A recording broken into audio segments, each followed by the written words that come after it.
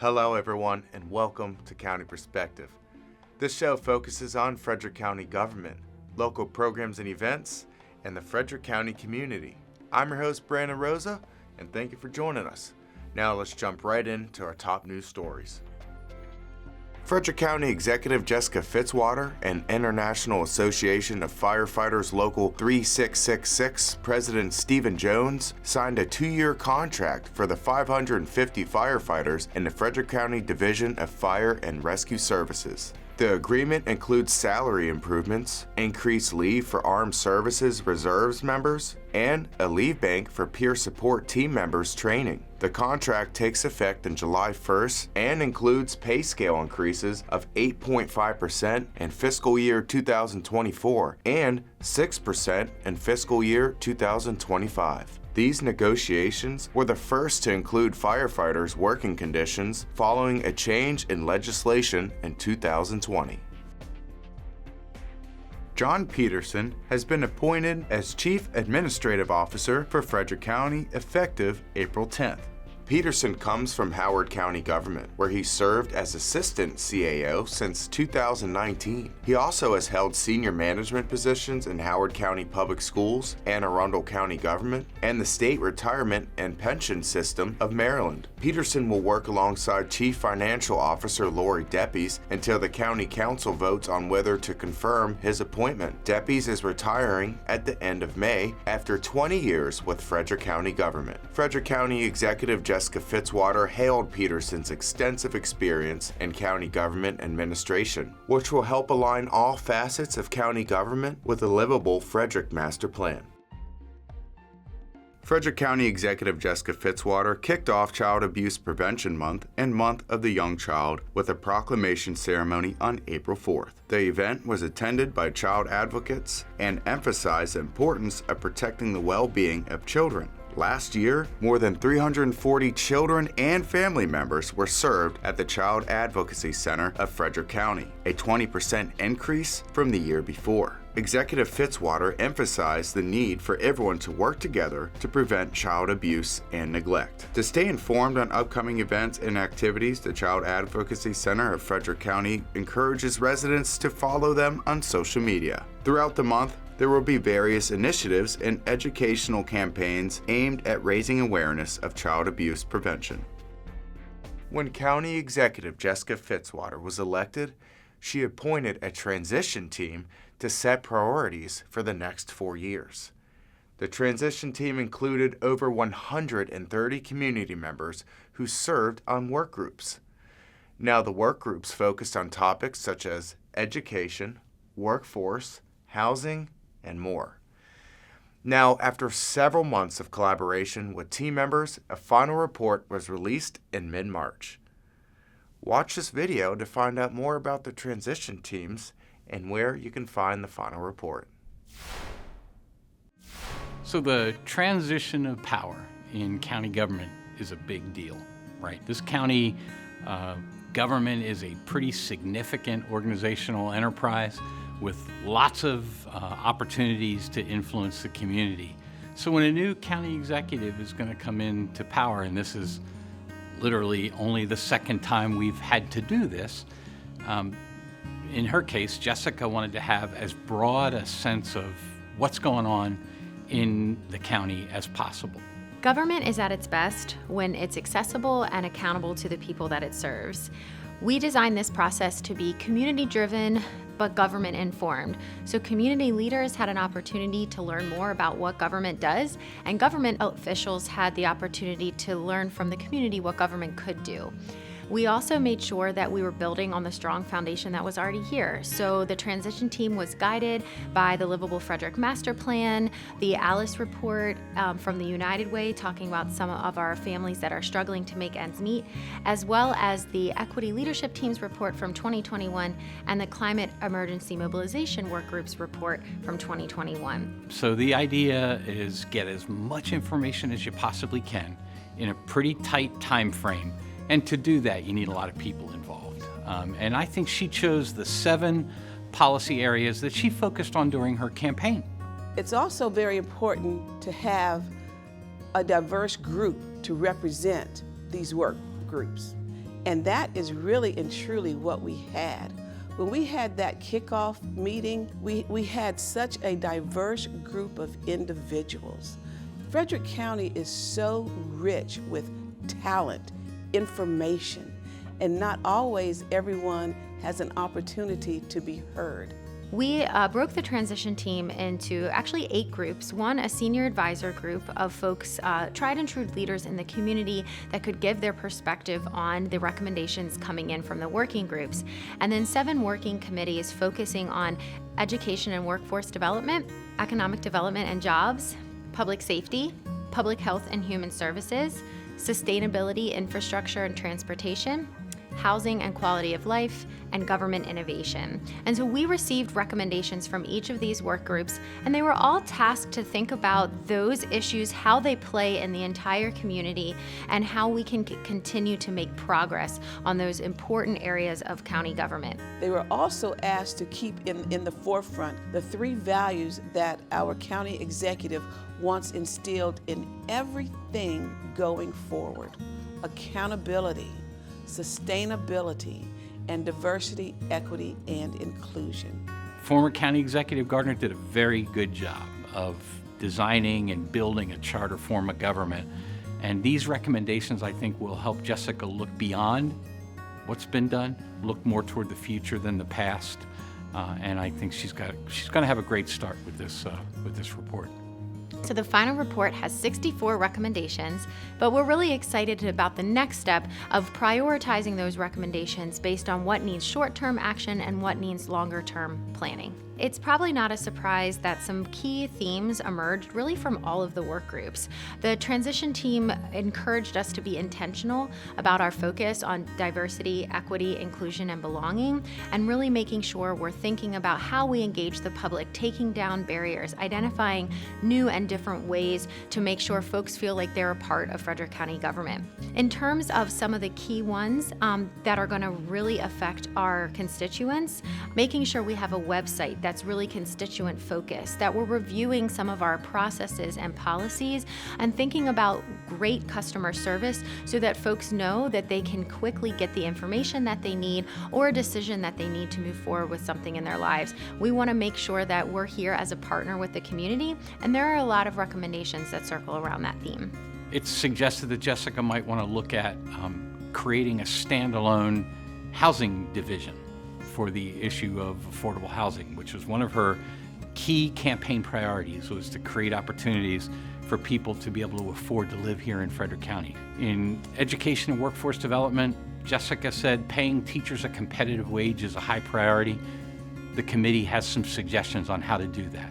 It's hard to say which ones are going to be implemented first, where it's going to come. That's going to come with our county executive as she does her work with this.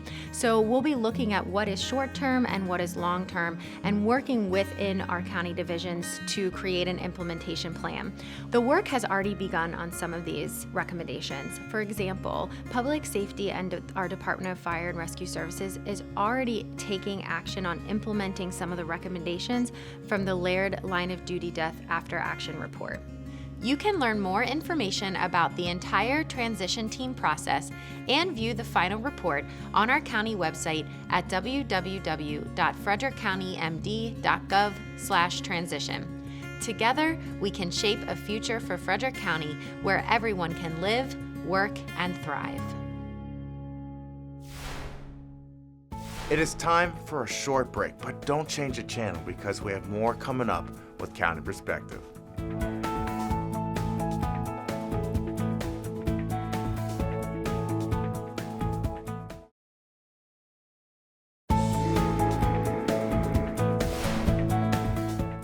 Welcome back to County Perspective. I'm your host, Brandon Rosa.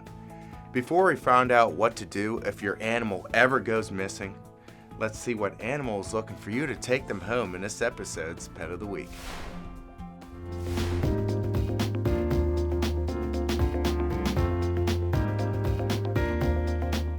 Cocoa Puff is quickly becoming a favorite of FCAC's front office staff as he's been the office dog for several days. While quite shy initially, this 2-year-old lab mix has proven to be an incredibly sweet and affectionate dog once he trusts you. He loves to sit in laps or at your feet. Although he hasn't shown us his playful side yet, according to his previous owners, he has one. Coco is looking for a home with adults and teens who can help him overcome his shyness. To learn more about Coco Puff and our adoption process, call Frederick County Animal Control and Pet Adoption Center at 301-600-1546. Frederick County Animal Control and Pet Adoption Center cares about the animals that come into the shelter. Sometimes those animals are ones that had already been adopted by a family but went missing. I spoke with staff at the animal shelter to find out what a resident should do if their pet goes missing. Let's check it out. One day, you go to pour your cat or dog's food into their bowl. You call out for them to come eat. Dinner's ready. A few minutes go by and you don't see your pet, and that's when it hits you. Your pet is not home. They're missing. Frederick County Animal Control and Pet Adoption Center handles over 300 return to owner cases each year. Throughout the course of a year, we average about 330 return to owners every calendar year. Definitely the most are cats. We receive a fair number of lost dog reports as well, but more people lose cats than any other animal. I believe it's because sometimes they're indoor-outdoor animals. Some cats have a tendency to want to sneak outside. And then third on the list would probably be livestock. Every once in a while we'll get a call for a lost horse, goat, sheep, cow, something of that nature. It can be stressful when your animal goes missing. Remember to stay calm and call Frederick County Animal Control and Pet Adoption Center. So we see between somebody being calm and all the way to being frantic. Sometimes the calm caller, it's, Fluffy got out again. And then we do get those frantic people where this is the first time the animal has been lost. Their pets are part of their family, so when they go missing, they think the worst. First thing we want you to do is definitely give us a call. Put in your loss report. You want to give us what the color of the animal is, any sort of patterns, if they have one blue eye, one brown eye, stuff like that that's unique to your pet, so that we can put that all in our found report. We put it in our database, which what we use here is called Pet Point. So when a stray animal comes in, we cross-check it with a loss report. And if the animal matches the color, if it matches, the age or the location that it was lost, then we reached out to the person who actually lost the animal and say, hey, we have a potential match here. Definitely let us know if the animal's microchipped. And if you do have the microchip handy, give us the number so that it's easier for us to link the two animals up together. Other things we recommend doing is if your community has a Facebook page, putting it out there on your community page. Now remember, you know your pet better than anyone else, so the best thing you can do is check your neighborhood. When an animal is reported missing to us from its owner, we do not dispatch officers out to that area to begin searching for this lost animal. The reason for that is, we have a priority of responses. Our most priority response is going to be for an animal that is sick or injured, a person that might be distressed from an animal. The owner of the animal is going to be far more likely to actually be able to find and contain that animal than we are as animal control officers. They are more familiar with their pet, the pet's more familiar with them. They're more familiar with their surroundings right there. Like, do they live by a park? If your dog gets loose, I'll say to people, where do you go on a normal walk? You might consider walking that route that you go on with your dog. If that's a familiar route to the dog, there's a good chance if it got loose, it could go to that familiar area. And just dogs in general tend to be more socialized to people. So let's say that, Mr. A's dog gets out of the fence. If Mrs. B comes out, sees the dog, calls to it, hey, come here, puppy, dog's a lot more likely to go over to her and, let her look at the collar, read the name, phone number. If your animal does get out of the house, a collar or microchip will help you get your animal back home. Dogs and cats can be microchipped. Microchips with current information on the microchip. Dogs with tags that are, easy to read. Staff here at Animal Control is always happy when an animal goes home. Whether it's through a return to owner, an adoption, a rescue, positive outcomes are what we endeavor to achieve. Always beneficial, always positive for our staff.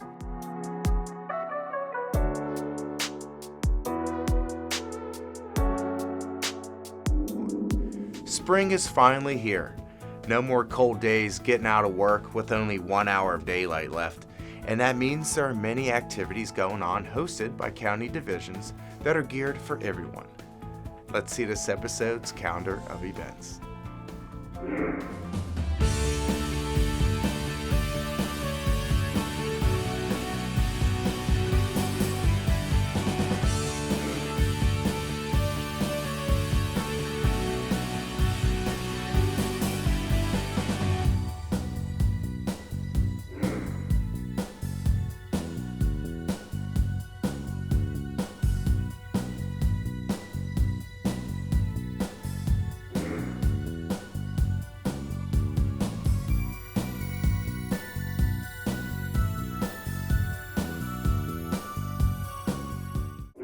If you'd like to find out more about virtual events and programs and activities that are going on in the county, visit frederickcountymd.gov. Before we go, I just want to share a couple more things with you. On Saturday, April 22nd from 10 a.m. to 2 p.m., local law enforcement and health department personnel will collect unused prescriptions and needles in a drive-through event to mark the Drug Enforcement Agency's National Prescription Drug Take-Back Day. This event offers Frederick County residents the opportunity to safely dispose of potentially dangerous, expired, unused, and unwanted prescription drugs and prevent medicine misuse or diversion. In addition, the event will provide disposal for used or unused sharps, including syringes, needles, lancets, and auto-injectors. The event will be held at two locations: the Frederick County Health Department, located at 350 Montague Lane, Frederick, Maryland, and at the Maryland State Police Frederick Barrack, located at 110 Airport Drive, East Frederick, Maryland. For more information about the DEA's National Prescription Drug Take-Back Day initiative, visit takebackday.dea.gov. For more information about the dangers of prescription medicine misuse, and for more information about monitoring,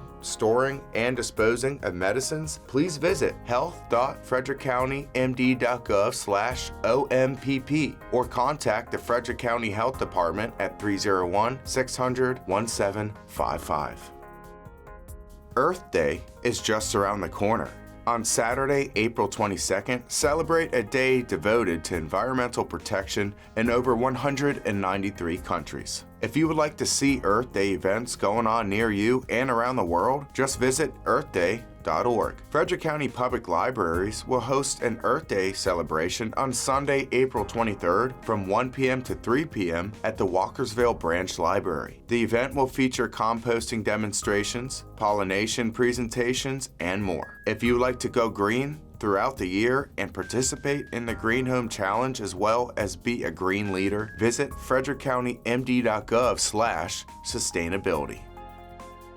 There are only a few months left before it is officially summertime. Frederick County Parks and Recreation has events all summer long to keep kids busy on their summer break. Frederick County Parks and Recreation is offering activities like tennis, basketball, art classes, archery classes, soccer, volleyball, and more. To register for summer camp activities, visit recreator.com. Well, everyone, that concludes this episode of County Perspective. If you want to stay up to date on important news and events going on in the county, follow Frederick County on social media. We'll see you next time with a fresh look from County Perspective. Take care, guys.